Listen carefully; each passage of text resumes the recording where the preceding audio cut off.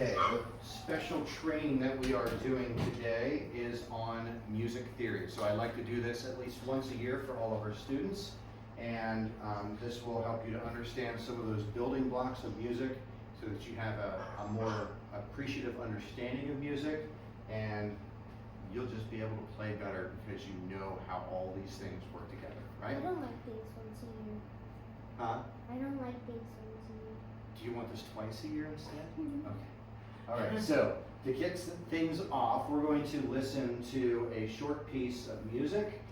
This is a man named Yo-Yo Ma, and he is a cellist. What does that mean? What is a cellist? Somebody who's really good at the cello. Okay, someone that's really good at the cello. They have learned how to play the cello, right? And that is what we are going to listen to next, is him playing this cello. He's been playing for a very long time. In fact, the first time I ever heard him, he was on Mr. Rogers' Neighborhood, and he was playing as a guest speaker on there. And I don't know what happened. Let's see here.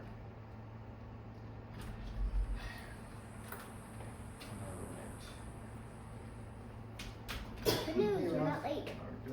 Doing Not well. Okay, you can have a seat. We're doing that special class today. Oh, okay. Okay, so we're going to listen to Yo-Yo Ma first, and I want you to think about all of the different elements of the music that you hear. Also look at his expression and the emotion that he puts into this.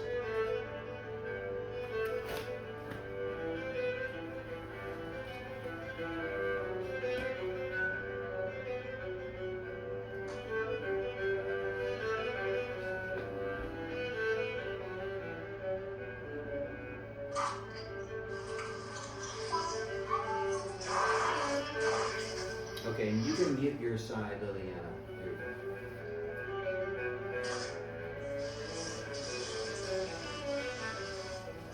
You can mute your side, Liliana.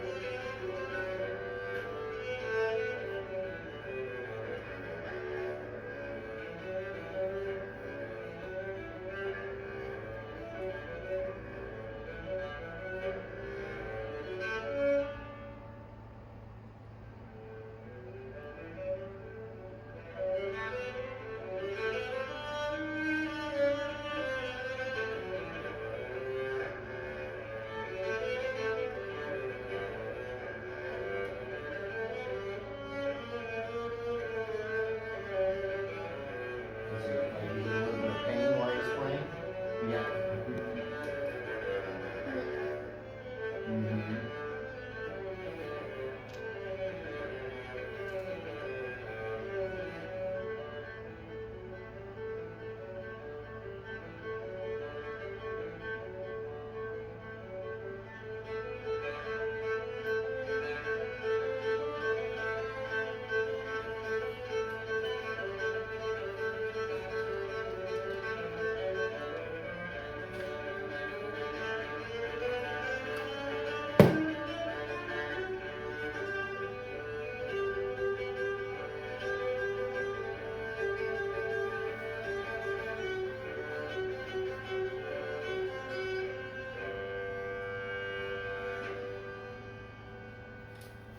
All right, have you ever heard that song before? No? Okay, all right. So that's a really popular one. That's Bach's Prelude on the cello. So, some of the things that you noticed about that song, what were they? What were some of the things that you noticed? He looked like he was hurting. He looked like he was hurting a little bit, right? Yes, he did. I think he needs to look at his facial expressions in the mirror and say, does that look like you're enjoying this, or does it look like you're in pain, right? So, yep, he did. It looked like he was hurting a little bit. Did you notice staccato notes? Really short ones? Yep. Did you hear nice long ones? Right? And when he first started out, when he goes, whoa. Right, when he started that, was it nice and light or was it super loud? Light. Yeah, nice and light, right? So was it like a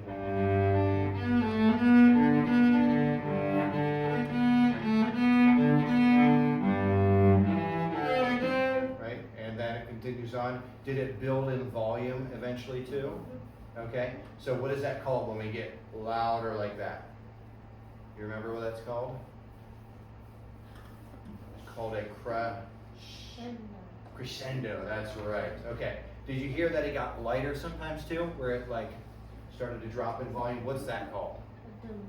Innuendo. Very good. Elisha is getting them today. Great job. Okay. All right. So this song had lots of different parts that all came together and just created a beautiful song. All right. So that's what we want in our music too. And the more that we learn about music theory, the better that we can do at putting all of this together. Okay, so why is music theory so important? Well, it's the building blocks of our music. Just like when you learn a new language, you've got to learn the grammar and the vocabulary of that language so that you can put it all together. That grammar is the structure. It's like the skeleton that you hang everything on, right? I know you've learned another language before. You speak German. Yeah. And you speak French too? A little bit. Yeah. Okay, because of Canada. Yeah. Okay, all right. What do you speak, Lily? Spanish. Okay. I speak Arabic as my second language, and it took a long time to learn it, and it didn't make sense at first, and it just felt overwhelming. And it was like, all this vocabulary, how am I ever going to remember this, right? But I just needed to start on just a few things and get really good at those, and then add to it. And that's the same way it is with our music and our music theory. All right, so the things that we're going to be covering today. First is pitch, and then we're going to cover scales, intervals, chords, rhythm, time signatures, key signatures, and then if we get to it, we'll talk real quickly about dynamics and articulation because you already know all about that, right, from our last class. You've got it, right? Okay, all right, so the first thing we're going to be talking about is the pitch. So the pitch, just think of it as the highness or the lowness of a note, all right? So think of like if you went up a staircase, each step is going to go up in pitch. Okay? So the pitch, when it goes up, right, it gets higher, and the little waves that you hear are tighter and tighter together. Okay? So just like on the cello, if I have a very low pitch that I'm playing, it would be this. Right? You can actually see the string vibrate on here. See it vibrating? Okay? Something that's really cool is this is a vibrational tuner that I have over here on this guitar. Okay? If I play a C on here, it'll vibrate the strings over here and create a C. You guys see that? That actually lit up over here. If I hit another one, shows a G over there. A D, and then an A. There we go. And so when this is vibrating, it actually vibrates the strings over here on this guitar because it just picks up that pitch and then it vibrates to that pitch. If you actually touch one of these boxes, this would also vibrate on the same pitch. Like that D, this would vibrate just slightly. If you put your hand over here on the guitar, you can actually feel the strings vibrate when this is playing something. If I yell really loud, this will vibrate. You ever heard that before of like maybe a piano in the house and someone yelled and you could hear the piano actually go boom, right? Because it's picking up the vibration and then it's actually vibrating in that same frequency, okay? So that's what pitch is. We can modify pitch by making a sharp or a flat, okay? So like over on the piano, if I hit a C, that's what our C stands for. Now if I go sharp, it's going to be a half step up, right? And that modifies that pitch. So if we put a sharp symbol in front of a note, it makes it go up a half step. If I play this B, to make it flat, I go down a half step. Okay? Make sense? Mhm. Okay. All right. Now, that is pitch, and when we look at a pitch, we assign a letter to it. So in our musical alphabet, it's A through G, right? And then it just repeats. Okay? So if I play a pitch on here, this would be a D. This pitch is also a D, but it's higher, right? So it's double the sound, all right? So if we actually look at the wavelength, if this wavelength is this one's going to be like this, and it would be twice as high, right? It's actually a mathematical formula. So if I play on the piano in A, that is 440 hertz, okay? It just means how many of these in a specific measure. If I go down, it's going to be, if I go down into another A, what is that going to be? It's going to be half of that. What's half of 440? 220. 220, that's right. So that would be 220 hertz, right? And then you could find all of those different values on the piano. So music is all about math, all right? Okay, so that pitch is really important, and then we modify that pitch by sharps and flats. How can you remember sharp makes it go up? That's why I put that needle on there. If you sat on a chair with a needle on it, what would happen? You would get back up, right? You're going to get up quick, okay? And then over here, a flat, this actually kind of looks like a flat tire, doesn't it? Okay? All right, and that goes down. It goes down a half step, all right? If you look at a piano, all these keys are actually just a half step away, right? So if I go, each of those is a half step. Okay. Let's go on to the next, and that is scale. So once we understand the pitch, the scales are going to make a lot more sense. So a scale is a group of notes that we use together for like a song. All right, scale is a building block of music, much like the alphabet is to our language. And a scale is a series of pitches that are arranged in ascending order or descending, meaning going back down. Okay? Do you really need that second one? Say again? Do you really need that second thing? Not really, no. So just like if I, on the guitar, go, right, I would go up a scale and I could go back down that scale too. So let's start with the first of the scales, and that is our major scale. So a major scale is going to have a bright and sunny sound to it. I'll give you an example of a major scale.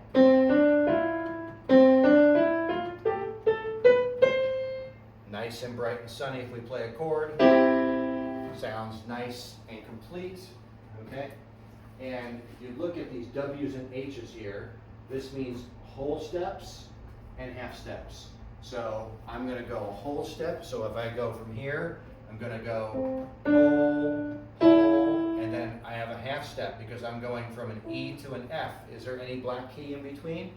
No, so I'm just going from one key to the very next key. And what is each one of these keys on the piano? They are a half step, right? So that's where my half step comes in.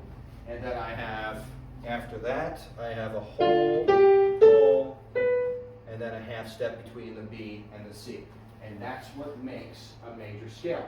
So if we keep that same code, any note that we start out on the piano, if we follow that,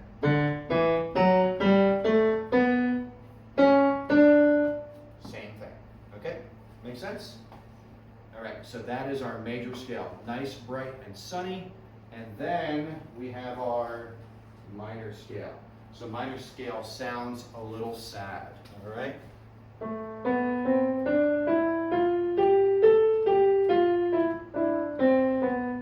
So it sounds sad. Oh, move my hand here. There we go. Sad kind of sound, okay?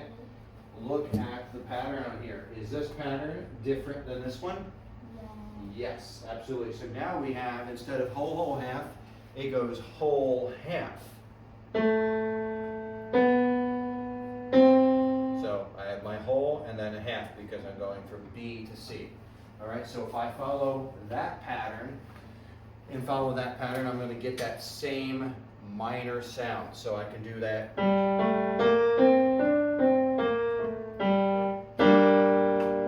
Hear that minor sound, okay? Does it sound kind of sad, contemplative a little bit, right? So that is our minor scale. Notice I have this E, I need to make that flat to make that a half step, right? Otherwise, it's going to go the normal major pattern. So I have to modify that by dropping the third letter in our sequence down a half step. So that's how you can make anything into a minor key, is just drop that third note, like if you're trying to play a chord, you take that third note in there and drop it down a half step, and now we've made it a minor key. Okay? All right, so next is the pentatonic scale. What does penta mean? Think of a, yes, right, like a Pentagon. pentagon, right? 5 sides. Right, 5 sides. So pentatone, pentatonic means 5 tones. 5 tones or 5 pitches, right? So that means you're going to have 5 tones in that scale, all right? An easy way of seeing this would be to go over to the piano and just looking at the black keys on the piano. That is the pentatonic scale. Let me play something for you, and I want you to think about what part of the world this sounds like, okay?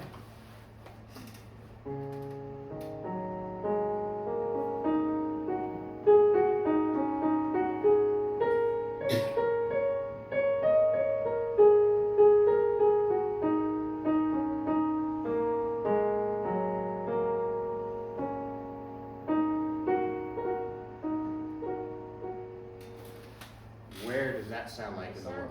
Sounds like China. China, yep, so the Asian countries use the Asian. pentatonic scale for a lot of different things, okay? All right, so I actually made an instrument here. This is a type of a flute, and it uses the pentatonic scale. I actually made this out of PVC, okay? But it's the same scale.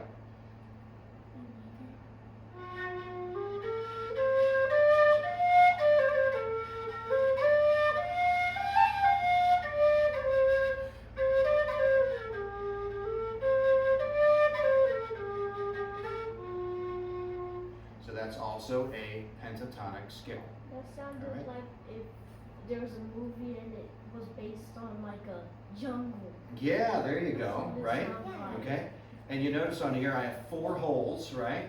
4 holes, and of course when I hold them all down, that is my 5th, right? So,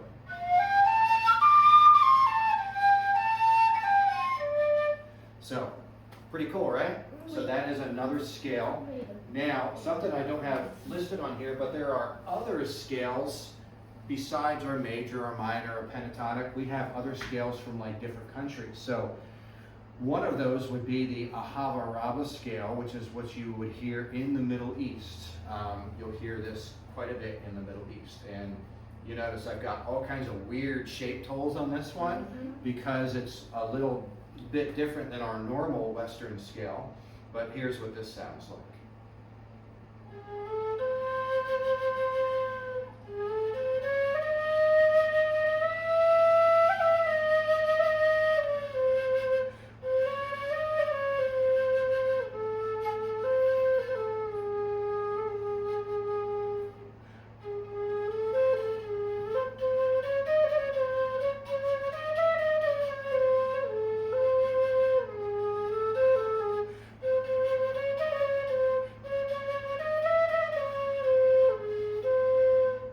Sound like that reminds me of camel Aladdin. and Yeah. sand that and desert. reminds me of Aladdin.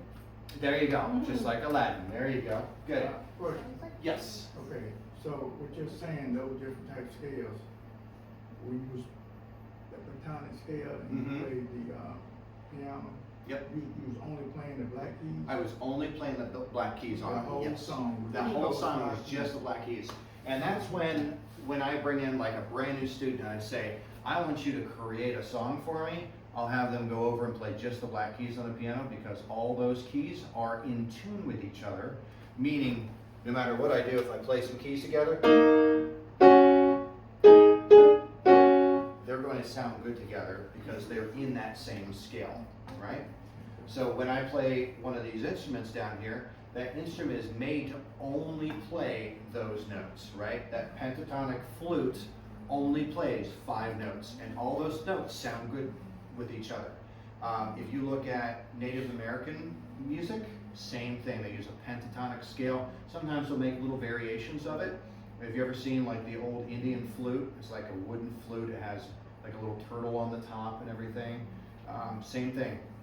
They play that. It sounds so peaceful because it's made to be in harmony with itself. Okay?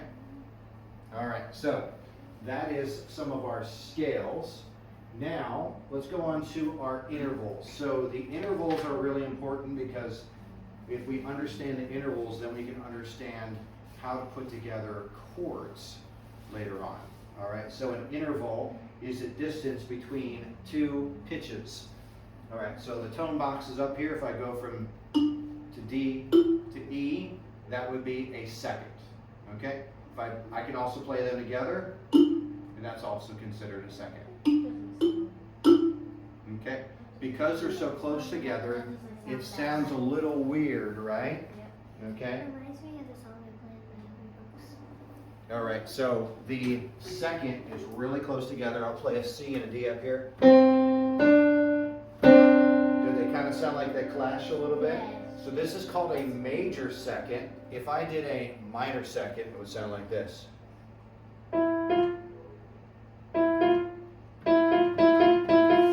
What is that? Yeah, sounds like Jaws, that's right. Yes. Okay, so we have major and minor seconds, but I'm just going to talk about major because it'll make a little bit more sense that way. All right, so our second just goes from 1 to the very next note. All right, so it kind of has a little bit of a clash sound to it, right? Because they're so close together. Okay, so if we played them together, it's like, that doesn't sound right. But of course, we use seconds all the time in our music, right? So all of those were seconds. Okay, so when they're used in the right context, it can really sound nice. So it means if you're looking at your written music, anytime you go from a line to a space or a space to a line, that is a second. Okay? Next is our third. The third has a very pleasant sound to it. Okay? So I could play up here, I could go.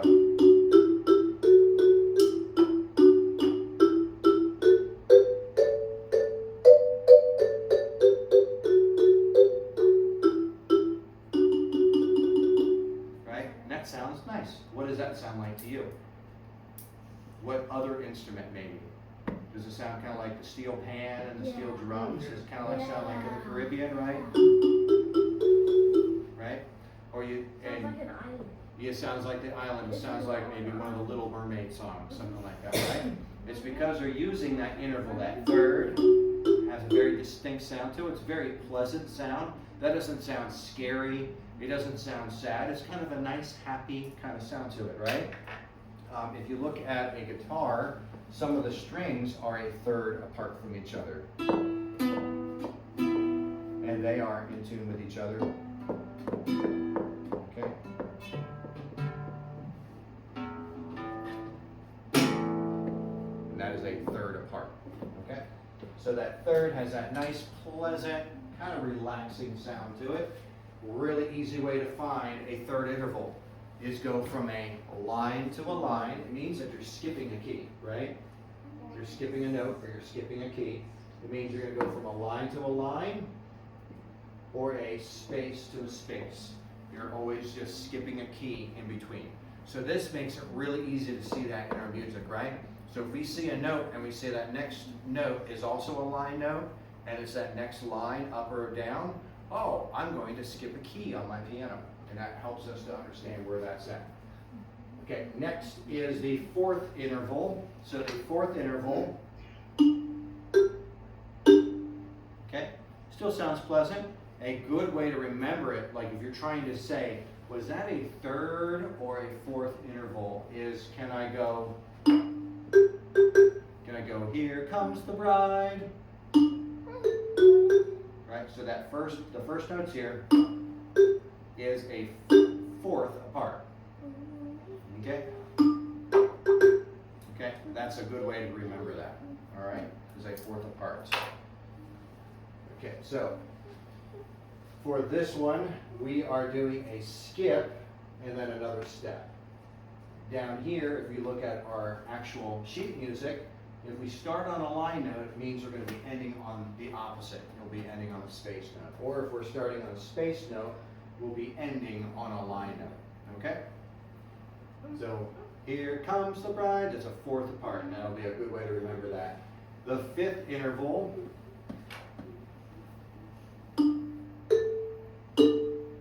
also sounds nice and complete, right? And this is a fifth apart, so a good way to remember this is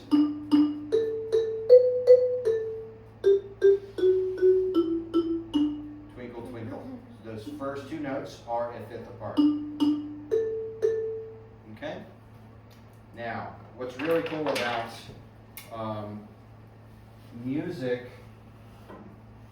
musical instruments for the classical period, specifically string instruments like the cello, the violin, the viola, is that the strings on these instruments are a fifth apart. All right, so if I play, those are a fifth apart. Okay, so I can play anywhere I play two strings on here, it's a fifth apart. And it sounds cool together, right? Okay, so.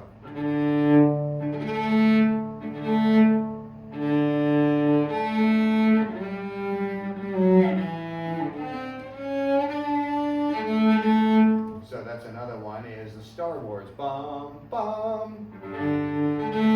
That's another way to remember it. So we have Twinkle, Twinkle.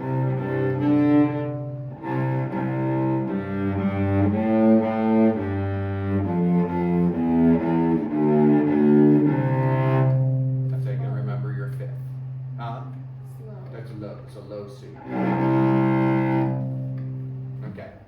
All right. So that is our fifth interval. Now, if we take a third interval and a fifth interval and we put them together, we create a chord, right? Okay. So if I do a third interval, I go from C to E, and I go from E to G, and I play those together. The C and the G are a fifth apart, the C and the E are a third apart, and the E and the G are a third apart. And that's what makes it feel so good together when we hear that chord. All right? So, intervals on our sheet music. If we start out with a line, we're going to skip a line, go to the next line. Did that shut off? Yeah. Okay. I'll take that from here. All right. So if we start on a line, we're going to be ending on a line. We're just skipping a line in between. Or we're going to start on a space, skip a space, and go to the next space. This is how we can easily see in our music that that is a fifth interval. So the more that you understand intervals, the faster you'll be able to recognize sheet music and be able to play. All right? Intervals are super, super important. Okay, so now that we understand those intervals, that's going to make these chords even easier. The first thing that we're talking about is a triad chord. That means it has three notes in there. We have other chords that we could play with more than three, but we're going to talk about three for the majority of this. So when we look at a chord, the way that it's stacked up is really important. So the bottom note of the chord is what we call the root. So if you think of a tree, the bottom part of the tree is going to be the roots. That's what holds it together, right? That's what makes it strong. And it's also the name of the chord. So at the root of this chord, this is a C, right? That's middle C at the bottom. So that is the name of the chord, and that is the root of the chord. The second note in that chord, the second up, the third is either a major third or a minor third, right? So if it is just a half step, it would be a what? Minor, that's right. Good. All right, so if it's minor, it's going to have that sad, contemplative sound. If it's major, it's going to have that happy sound. So the that second note in the chord changes how it feels, right? Think of that as the emotion of the chord. And then the fifth note in the chord is going to be the completion of that chord, and it adds the stability to the chord and kind of completes it, all right? So, for an example, the easy way to see this on the guitar, so I can play just a simple chord for a G, okay? Sounds nice, right? It's okay. Now where I can play, does that sound a lot more fuller and complete? Oh yeah, now it sounds really cool, right? Or maybe a C. Or I can play, it's nice and complete because it has all three of those notes in there. Some of them are going to be doubled up on a guitar, but all of them sound really nice together. Now on a cello, that's going to be a little harder to do, right? I can play 2-note chords, but 3-note chords are going to be challenging, right? You can play them. On a violin, you can do that. I've seen my daughter play that, and you got to really do it just right, otherwise it gets really screechy. I'm not going to try it because I don't want to break my cello, but Which daughter? yeah. Huh? Which daughter? Lauren. Yeah. Okay. So, major chord, right and happy sounding, right? Okay. Elisha, I want you to play a C chord on the piano for me. Good. Now, I want you to play a minor, C minor chord. What do I do with my third note? Move it down a half step, right? So you're going to play a C, you're going to play an E flat, and then you're going to play that G. Very good. All right. Okay. So, Question. yes. Okay, you said, you went down a half step on which note, the middle note? The middle note. Yes, the middle note of the Always chord. the middle note? Always the middle note. Yes. Yep. And that's what changes the mood of the note or the emotion of the note, right? So if it's the whole half, now we got our major. Whole half, immediately it goes minor. Okay? All right, so major and minor. Okay, now we have another type of chord. This is called a dominant seventh chord. A lot of times you'll hear this called like a 5/7 chord in your music, right? So an example would be, okay, it sounds like a cliffhanger, right? It has no stability in it, right? It's unstable, it's kind of clashing. Why is it clashing? Because I have a second in it, right? I have the F and G right next to each other. That doesn't sound really good, does it? No. And I have a B in here too. And it adds kind of a cliffhanger like, oh, I don't have resolution here, I need resolution, all right? So if you were playing a song and you heard it probably wouldn't end on that. It's gonna go. Now we're like, okay, there we go. It's complete. It sounds like that would be the actual end of the And song. you don't want a cliffhanger. That's right. And I there's don't like cliffhangers. mathematically, right? Music's all about math. Mathematically, it makes sense to have that feeling at the end there that it feels nice. No, she's not in here. Okay. All right. So that is our dominant seventh chord. Usually this actually has 4 notes in it, but I just simplified that for this demonstration. Okay, now chord progressions. These are really, really interesting. In fact, the gentleman that I just had here, he learned how to play the piano a little bit by ear, and he was showing me some songs that he made up, and I was watching him, and I said, oh, you're following a chord progression. And he's like, I don't even know what that means. I don't even know what notes I'm hitting, okay? But it sounded good to his ear, right? Because it made sense in our brain to put those notes together. All right, so this chord progression up here is called the 1-4-5-1. This is a really common chord progression that you'll see in a whole bunch of music. I would say probably 80% of music out there, you'll see that chord progression in a song, all right?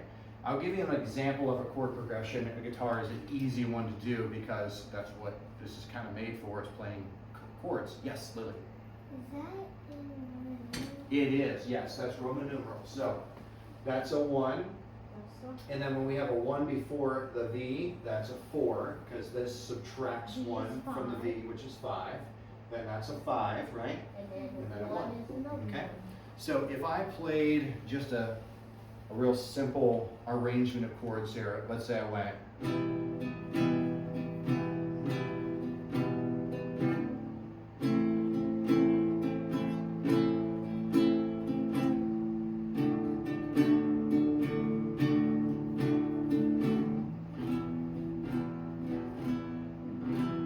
That sounded like it went together, right? It sounds like, oh, he's probably playing a song. Well, it'd be easy to do that, and I can change the mood of the song just by changing the beat and the rhythm to it, which is what we're going to talk about. So I just played it nice and slow, or I could play.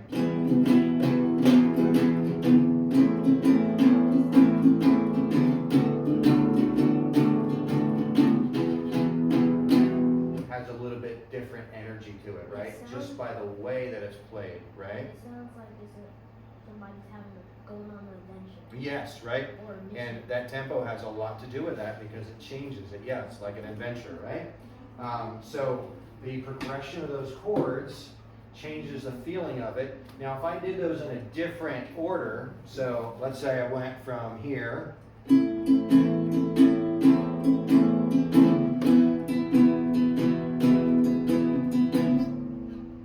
then maybe I went. Doesn't sound right, does it? Just like that doesn't, like, you need to redo that, right? Because they aren't a good progression of chords. And there is, again, like a mathematical formula of what works together. I'm going to give an example from up here on the piano, okay? So we have C, and then F, and then G, and then C. Okay? So,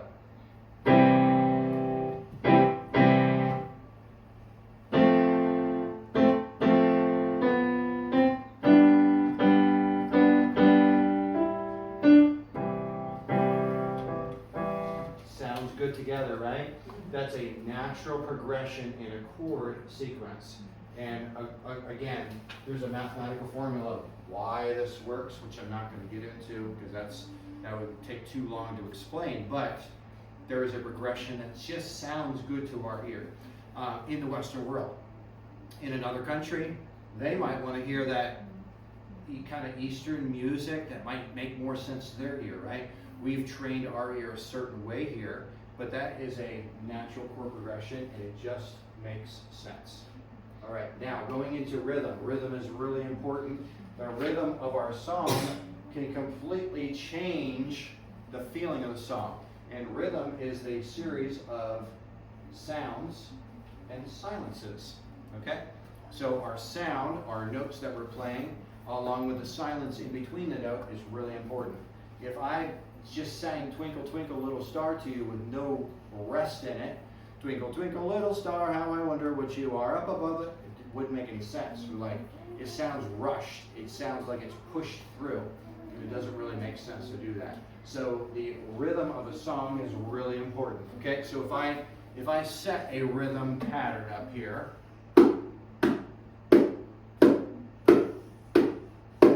very simple rhythm pattern, right? I'm playing it at a certain speed, which is called the tempo. I could change the rhythm a little bit, right? So I could go.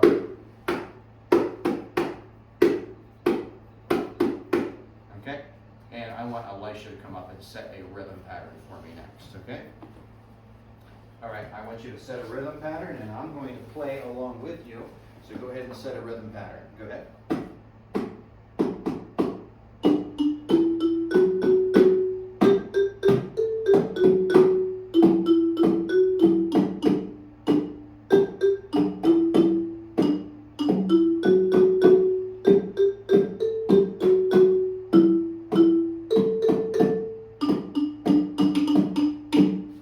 Good. All right. So that's setting the rhythm for our song. Okay. You can do a much slower rhythm. It's going to change the feeling, right? The energy is going to be different. Okay. So Question. yeah. Okay, when a song is written, by our composer, Uh-huh. right? He assigns certain values to the notes. Yes. Now, and Where he picks the notes to have certain values, Correct. yes. All right, now, but then somebody else can play the same song and change the rhythm a little bit. Yes, And hold the notes a little longer. right, mm-hmm, And would get the feeling that the person's feeling.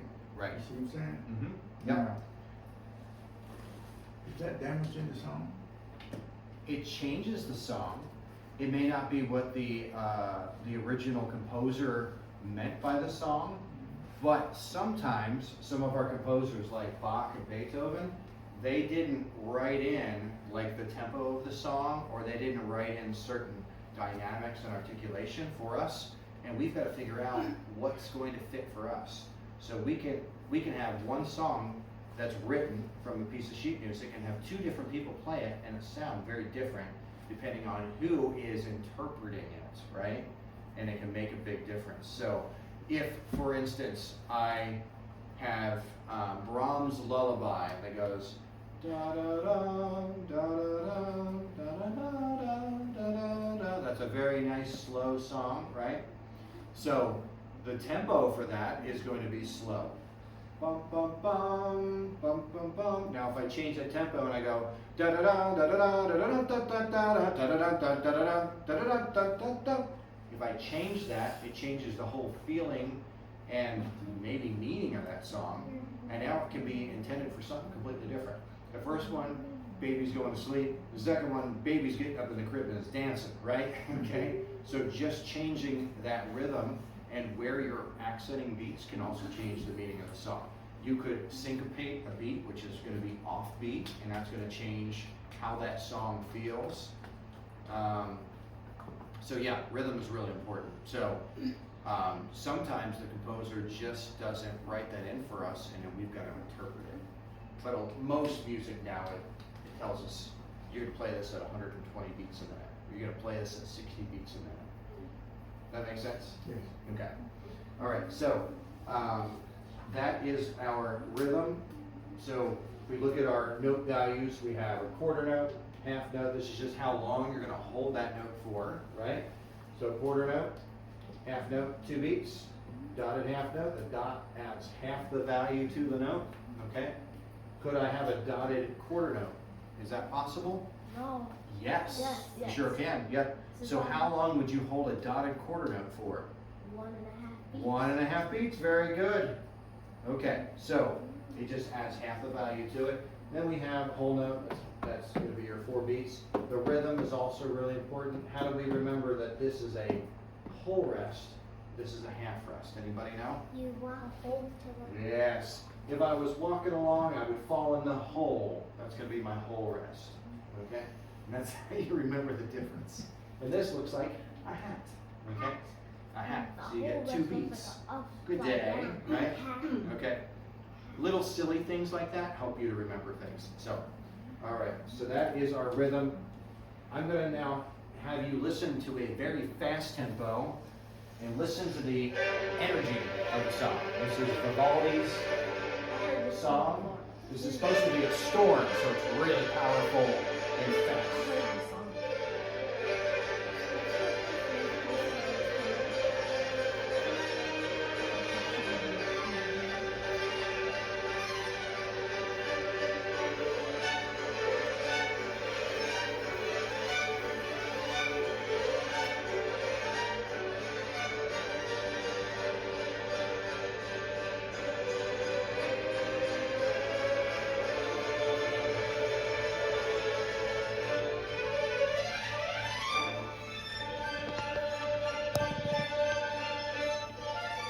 Is there lots of emotion here? Oh, yes. Yeah, like you're getting into a tornado, yes. And that's exactly what Vivaldi was trying to do, was create this very intense kind of storm to it, right? Lots of clashing sounds. You notice right here, this cellist right here, he's really getting into that, isn't he? He's showing lots of emotion in his playing. They can't help it, right? You have to in order to play like that. Lucifer plays violin. Hmm? Lucifer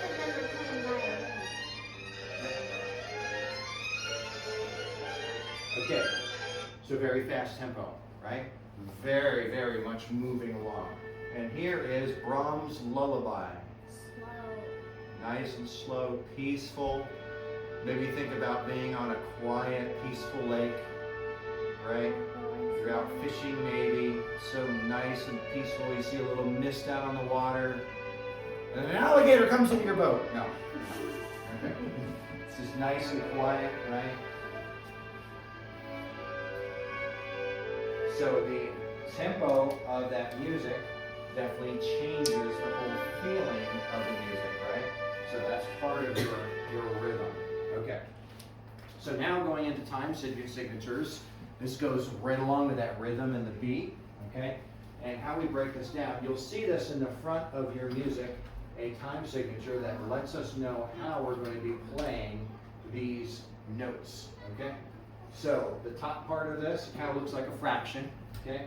The top part of it is how many beats are going to be in each measure, all right? So in 3/4 time, there are 3 beats in a measure, bum, bum, bum, and the quarter note gets 1 count or 1 beat. For an example, 1, 2, 3, 1, 2, 3, 1, 2, 3, 1, 2, 3. I am playing in 3/4 time, okay?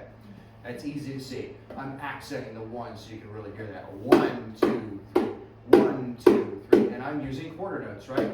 Pop, 1, 1, 1, 1, okay?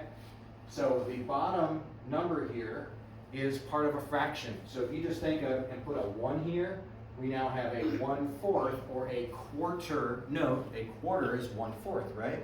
A quarter of something means 1/4 of something. So a quarter note is going to equal 1 beat for this, okay?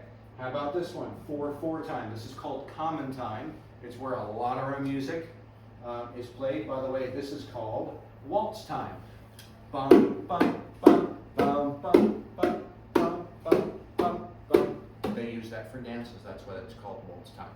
So this time, how many beats are in a measure? 4. 1, 2, 3, 4. 1, 2, 3, 4. 1, 2, 3, 4. Kind of sounds like Native American drumming, right? Use that 4/4 time. Okay. And then how about 6/8 time? What's that 6 mean? How many beats are in the How many beats? 1, 2, 3, 4, 5, 6. And what's the 8 mean? 6, 7, 8. Remember, put a 1 on the top. 1/8 or an 1/8 note. So an 8th note equals 1 beat. 1 beat. So that's going to be faster, right? 1, 2, 3, 4, 5, 6. 1, 2, 3, 4, 5, 6. 8th note is twice as fast as your quarter note. So we know that this is going to be twice as fast as my 3/4 time, right? 1, 2, 3, 4, 5, 6. 1, 2, 3, 4, 5, 6. Okay. All right. Does that make sense? So that's how your time signature works. I remember the first time I actually learned how this works, and I'm like, oh, that makes sense now, because I never understood that. And it's really simple if you just break it down like that. This is a fraction. This is just how many beats are in the measure. All right, so what time signature is this? 6/8 time. What does this mean, Brian? Didn't you say, I was lost on the other. Okay, what does the top number mean? Then you said it's like beats. Yep, how many beats are in a measure? So 1, 2, 3, 4, 5, 6. What does this bottom number mean? It's 2 times as fast. It's 2 times as fast as a quarter note, but what is this? So think about putting a number 1 up here. Oh, So 1/8. a 1/8. So an 8th note equals 1 beat, okay? So that would sound like this. 1, 2, 3, 4, 5, 6, right? Okay. All right. How about this, Ralph? 6 beats and it's quarter note. Good. All right. So this is going to be slower, right? Right, that's 1, 2, 3, 4, 5, 6, because each one of those is a quarter note, okay? How about this one, Lily? What's this mean? What's the 9 mean? 9 beats. And what equals 1 beat in this one? A We got a 16. A 1 over 16th is a You just said it. 16th note, right? 16th note. So, is this going to be fast? Yeah. Oh, yes. 1, 2, 3, 4, 5, 6, 7, 8, 9, 1, 2, 3. That's going to be a much faster song. Okay. All right, now, key signatures. The key signature tells us what scale that we're going to use for that song. You're going to see this at the beginning of your music. This first one is called a C scale. This doesn't have any sharps or flats in there. Okay, so like the next one, you'll see a sharp here. This one has no sharps or flats. That is the key of C. So you're going to have only natural notes in that one. C, I just put C through G, but you can go all the way up to the next C. This is called the key of G. When you see the key of G, it's going to have a sharp sign up here, and it happens to be on the F line, which means all the F's in the song are going to be sharp unless otherwise stated. So the F is always sharp unless it has a natural sign in front of it, making it a natural. But otherwise, it's going to be an F. So that is called the key of G. All right? We will definitely see this in our music, especially after you get through book 1. Okay? Next one is the key of F.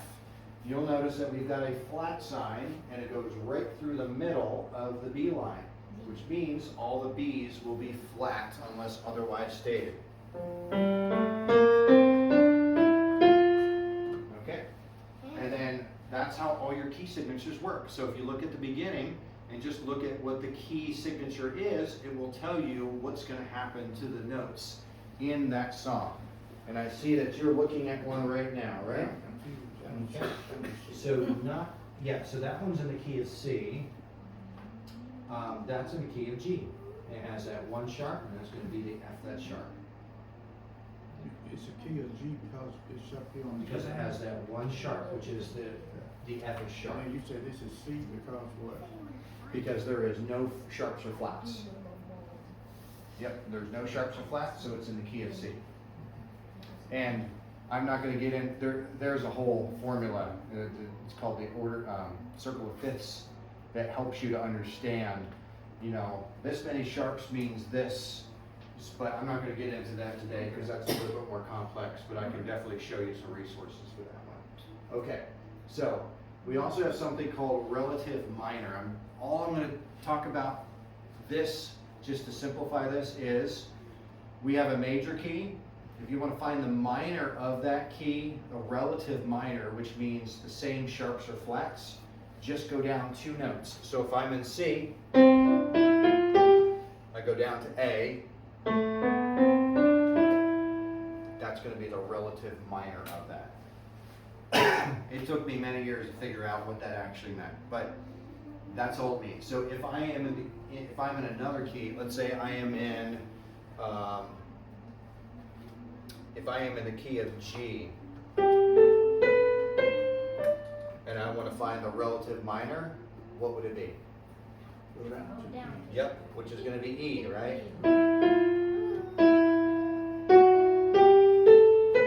And I'm going to use a F sharp for that, right? Because that is part of that key signature. Okay, so what key signature is this? What is that called? C. C. C. Okay, what is this one? G. G. How about this one? F. F. Good job. You were really on it today, That's Elisha. Okay, dynamics. We talked about this a couple weeks ago for our classes. Dynamics is the way that you play the song in what? Loudness of it, yes, right? Volume. So, like playing something piano is nice and soft. Forte is loud, right? We have crescendos where it gets loud, and then diminuendo where it gets softer. And then articulation is the way that we actually play those notes, like staccato, real sharp and choppy, or legato, all smooth and connected. All right? Did everybody learn something today? Absolutely. Great. Okay. Thank you all, and we will get back to our regular class next week. Okay.